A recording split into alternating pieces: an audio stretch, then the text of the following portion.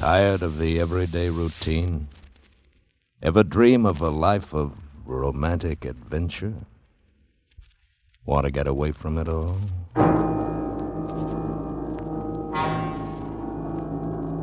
Escape, designed to free you from the four walls of today for a half hour of high adventure. Tonight we escape to a lonely schooner sailing through the hot Caribbean night, carrying a fortune and the heedless passions of reckless men, as John and Gwen Bagney tell it in their exciting tale, The Sure Thing.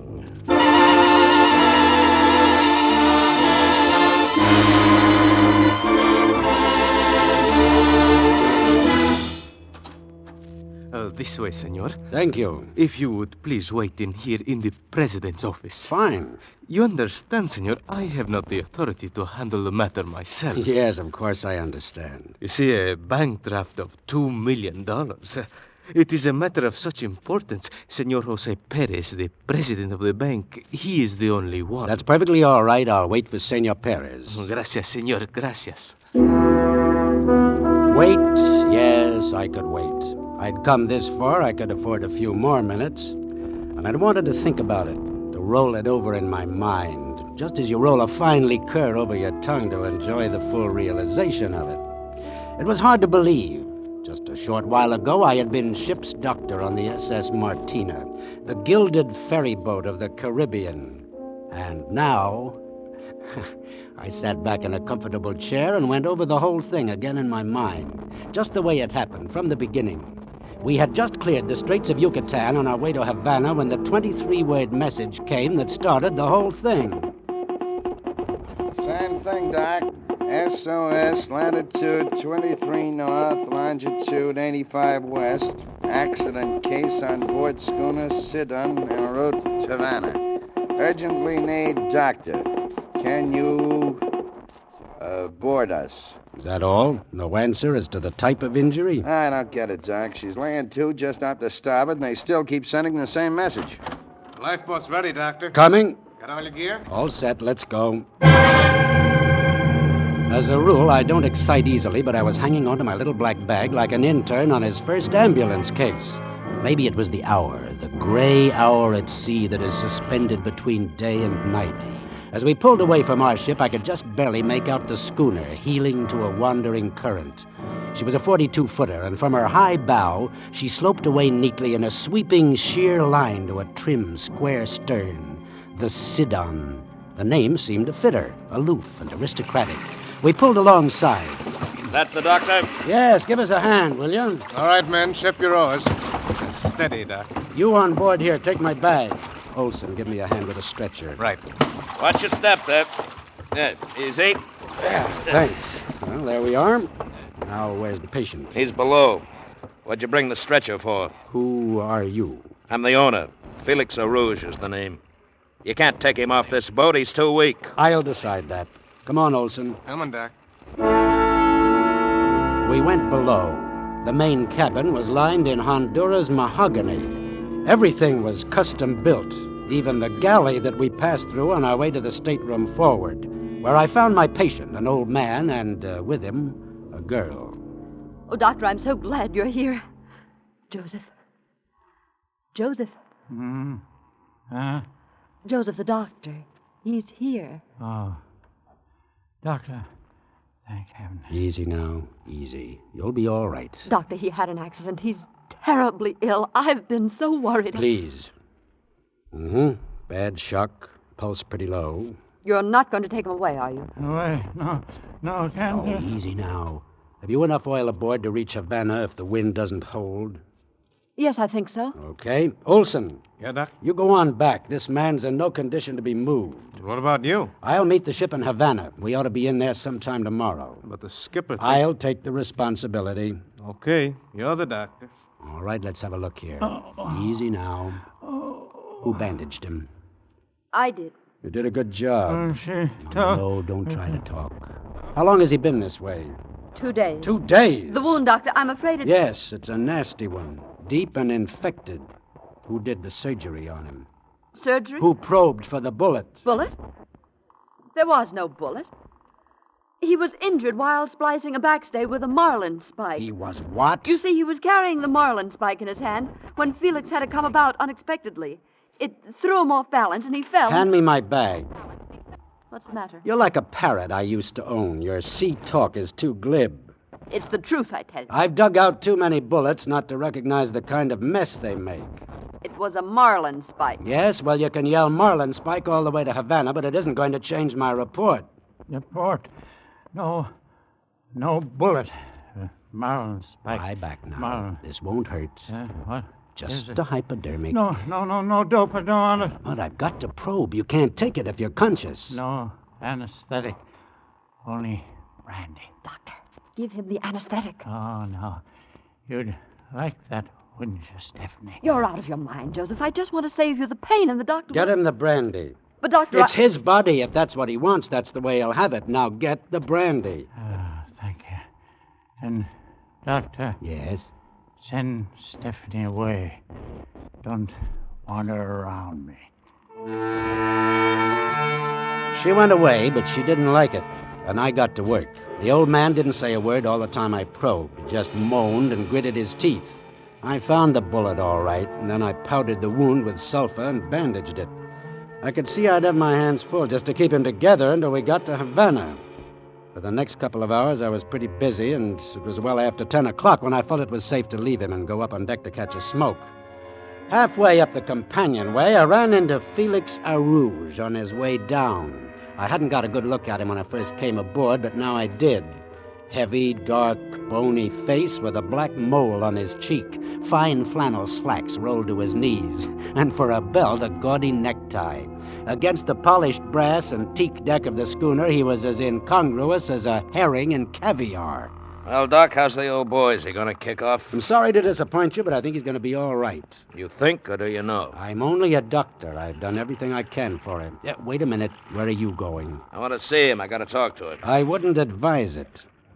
Since when are you giving the orders around here? Since I came aboard. I don't want him disturbed. He needs to rest. Yeah. You got any objections if I get myself a cup of coffee? No, so long as you stay away from my patient.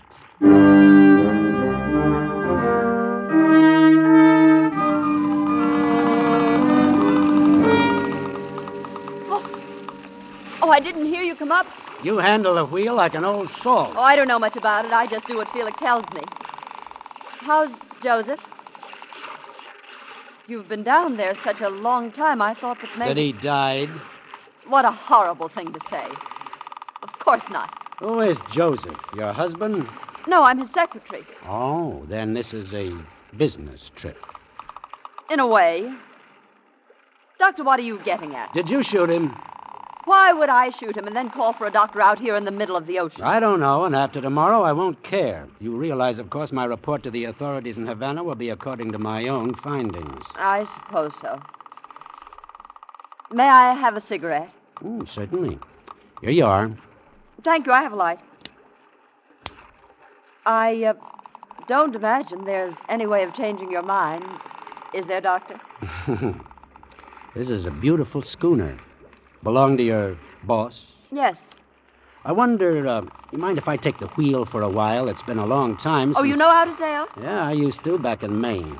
All right, go ahead. Feels good. Yeah, she sure handles like a dream. Uh-huh. Just as I thought. What's wrong, Doctor? We're not headed for Havana. We're headed in the opposite direction. The Sidon was racing along with sails full, but she wasn't sailing due east to Havana. The compass said she was sailing southwest, away from Havana as fast as wind and sail could take her. I laid her on the starboard tack and started to bring her about. The sails bellied out, catching the wind as it shifted across the bow. And then as they started to fill away, the mainmast boom swung over. Just as I ducked to avoid it, a shot rang out. I put up my hand to steady myself against the main boom. And there in the wood, right where my head would have been if I hadn't ducked, was the bullet. Across the deck, silhouetted in the light of the companionway, stood Felix, polishing his gun with a handkerchief. You shouldn't tack, Doctor, when a man's cleaning his gun. Cleaning your gun in the dark in the middle of the night? I suppose it is dangerous. I say you don't like our course. I was under the impression this craft was bound for Havana. That's right, Doc, we are. Then why are we sailing southwest? Southwest. That's a woman for you.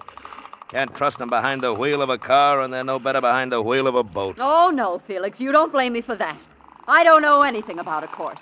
I did what you told me. Then why didn't you do it right? If I'm so incompetent, maybe you'd better handle it yourself. Maybe I will.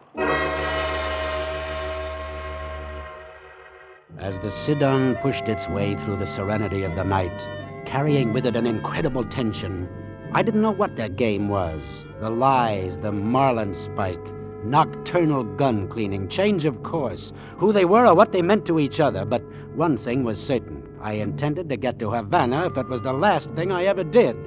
And to make sure it wasn't the last thing, this was one night I wouldn't sleep.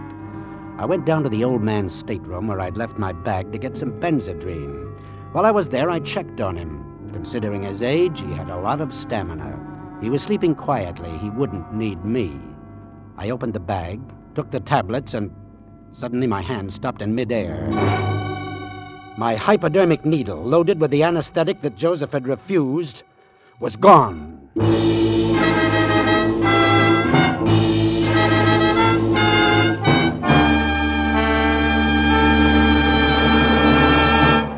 In just a moment, we will return to Escape.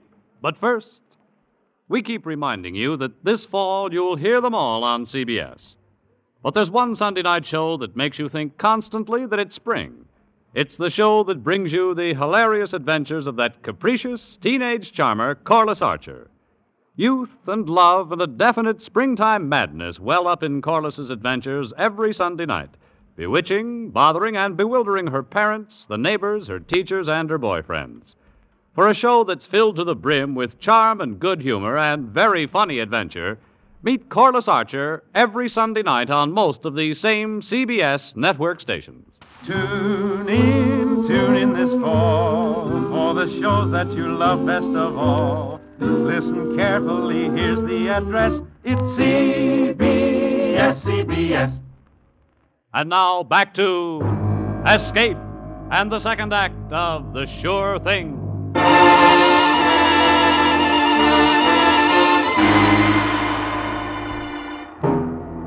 My hypodermic needle, loaded with the anesthetic that Joseph had refused, was gone. I tore the bag apart, took everything out, but it wasn't there. It wasn't anywhere in the stateroom. One of them had stolen it. Why? To use on the old man? On me? I went back up on deck. Felix was at the wheel. I knew it was futile to ask him if he'd taken my needle. What's the matter? Can't you sleep? Or are you still worried about the course? See, we're sailing due east. Very commendable. Mind if I take the wheel a while? No, I don't mind at all. But keep her due east, Doctor. I want to get to Havana.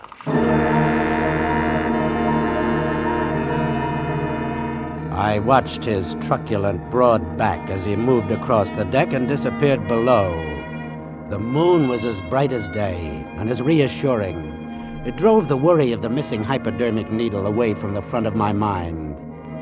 It was good to be alone, to feel the sure swiftness of the boat under my feet.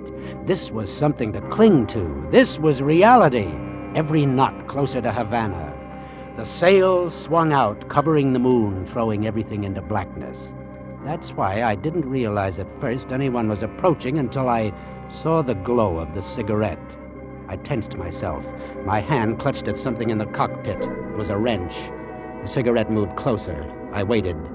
The sail bellowed back, and I saw her, full in the moonlight.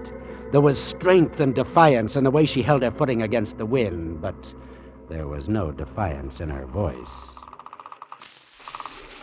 I have to talk to you. Go ahead, talk. I'm afraid I haven't been very honest with you. No, I'm afraid you haven't.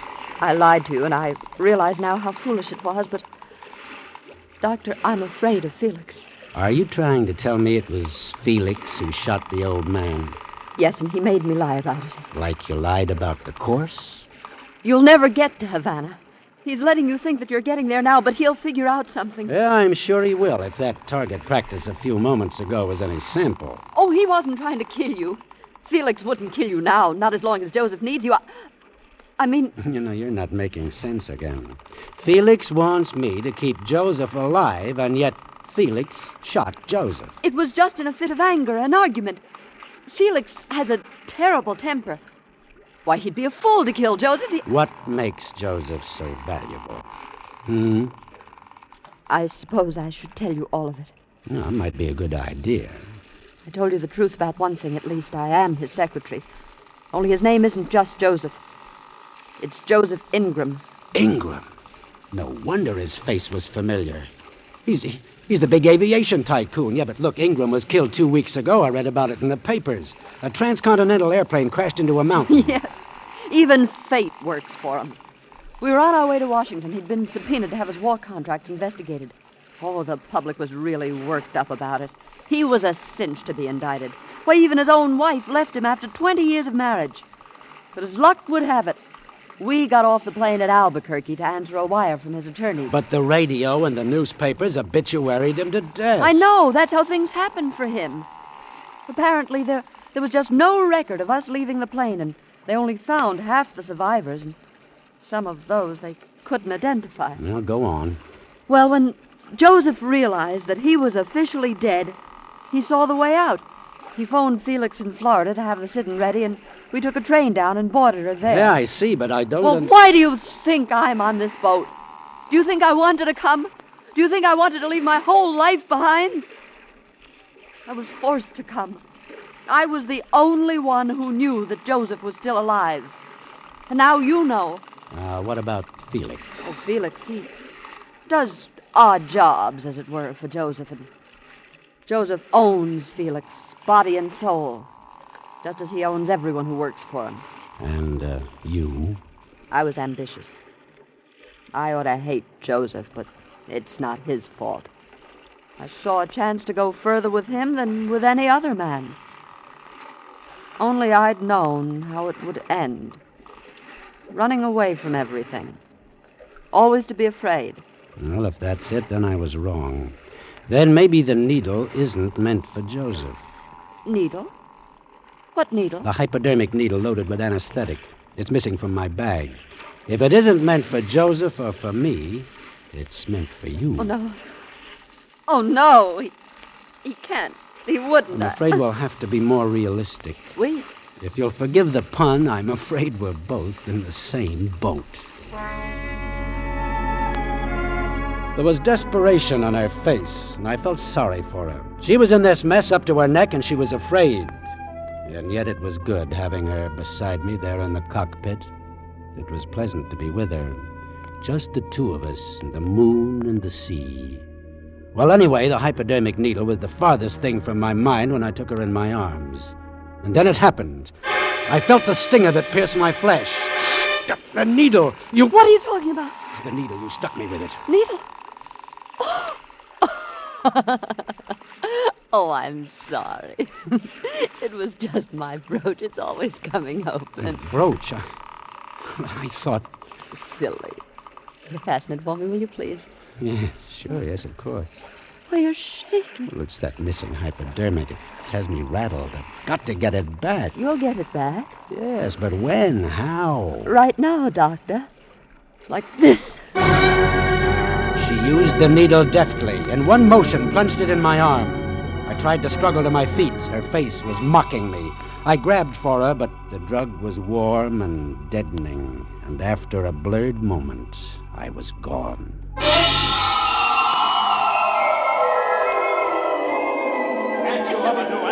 You stupid fisherman! I could hear them from a long ways off. I came to slowly. Then I lay there listening. Well, you bungled it again. I only did what you told me to do. You're the one who's bungled it. It's a good thing I caught you They before were you both kicked him standing overboard. over me, I went working to on a me, lot doing of everything trouble they to use could to that bring me needle. to. Now you've spoiled everything.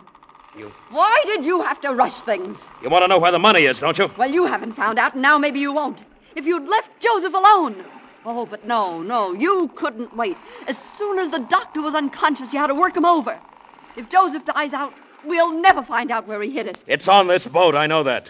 And I didn't hurt him, I just pushed him around a little. Oh, that stupid temper of yours, that awful impatience.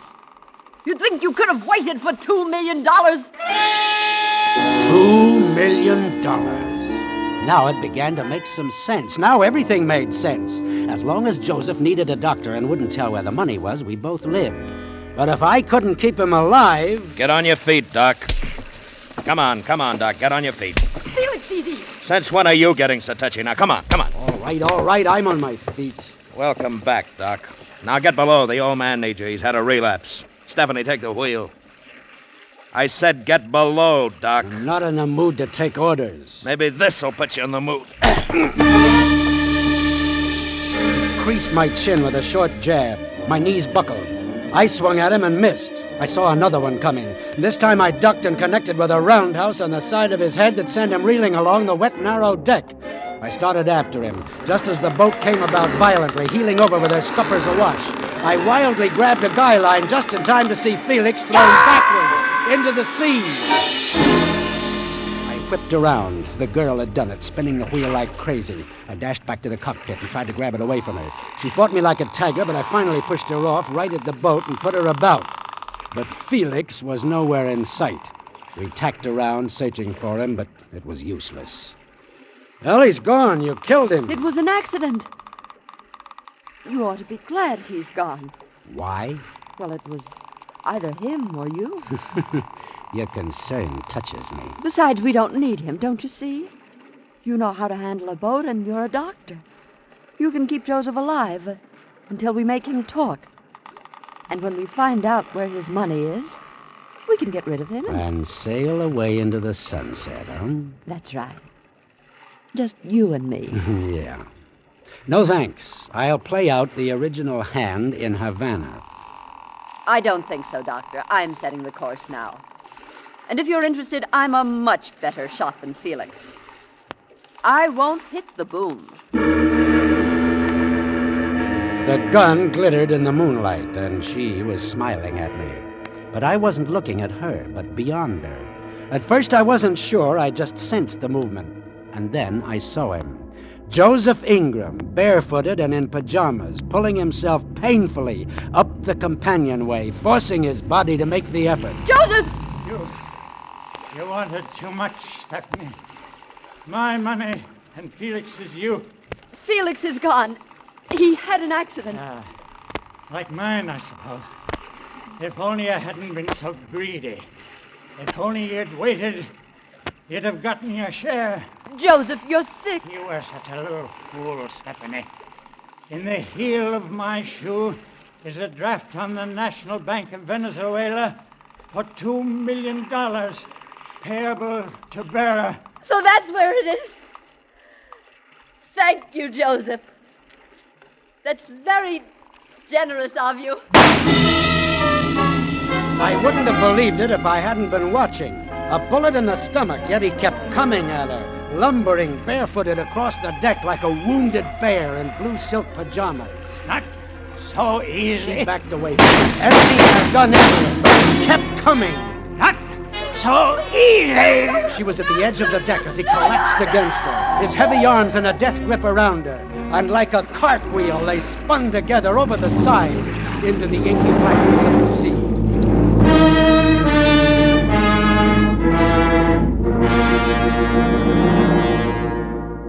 $2 million in the heel of a shoe. Yeah, it was in the heel of the shoe, all right. I went below and found it. Just a piece of paper that 3 people had died over. $2 million, certified backwards and forwards, payable to bearer. In just a few hours, it would be daylight. I could be in Havana by noon. Back to the Martina. Back to the dispensary. Back to the endless round of seasick pills, hangover remedies, and, when I'm lucky, maybe a sprained ankle. Or Venezuela. The choice was simple. There was no risk at all. It was a cinch. It was a sure thing. It was payable to bearer.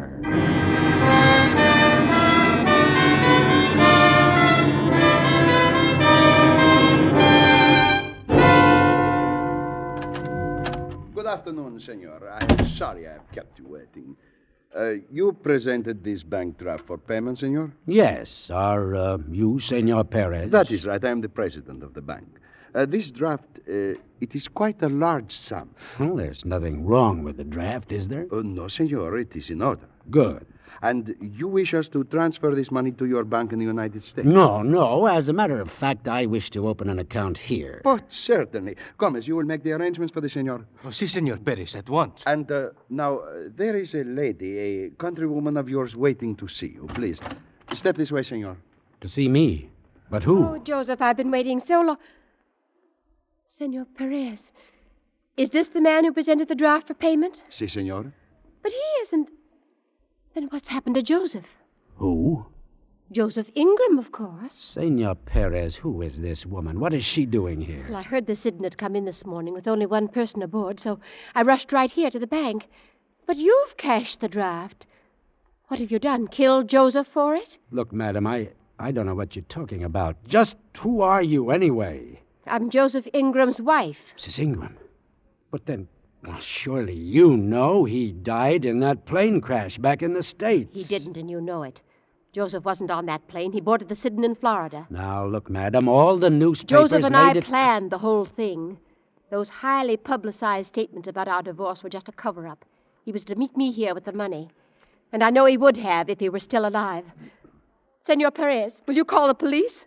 I accuse this man of murdering my husband. Si, senor. I didn't kill him. She killed him. She? Stephanie, his secretary. And where is she? She's dead, too. He killed her. Oh, that doesn't make any sense. Where is Felix Arouge? Well, you see, Felix, he was killed when he... Yes? Well, you see, it was like... I stopped. They were staring at me. They didn't believe me, of course. Who would ever believe me? But it had seemed like such a sure thing. And it was. Murder. Payable to bearer.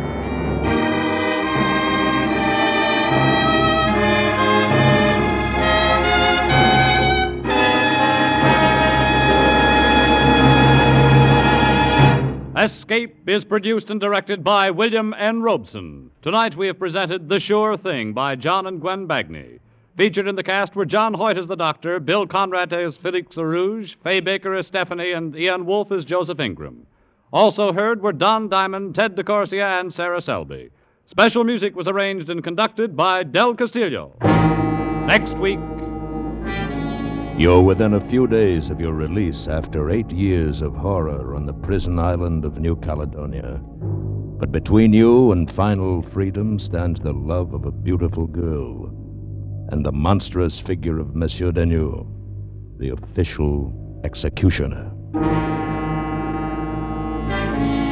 Next week, we escape with John Russell's terrifying story, The Red Mark. Good night, then, until this same time next week, when once again we offer you Escape.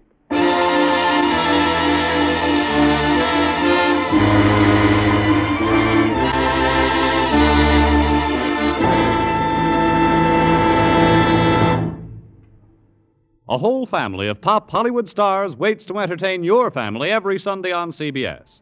It's on the Family Hour of Stars, heard over most of these same CBS stations. A half hour of top entertainment, romance, comedy, or drama, starring Irene Dunn, Ronald Colman, Loretta Young, Dana Andrews, Kirk Douglas, and Jane Wyman in turn. Your whole family will enjoy the Family Hour of Stars Sunday on CBS, where this fall you'll hear them all. Stay tuned now for Sing It Again, which follows immediately over most of the same CBS stations. This is CBS, the Columbia Broadcasting System.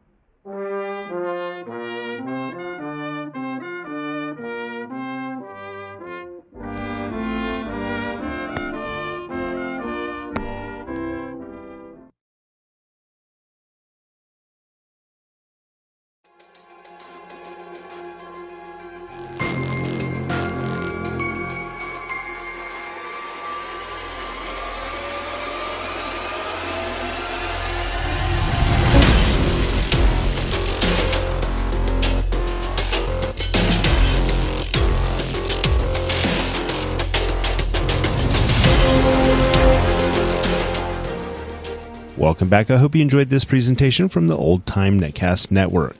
For more great shows, go to otnetcast.com. Don't forget to like and rate this episode in your favorite podcatching client. Follow this show on Facebook by going to otnetcast.com/Facebook. This episode is covered under the Attribution Non-Commercial Share Alike copyright. For more information, go to otnetcast.com/copyright. Thanks again for listening, and I hope you have a great day.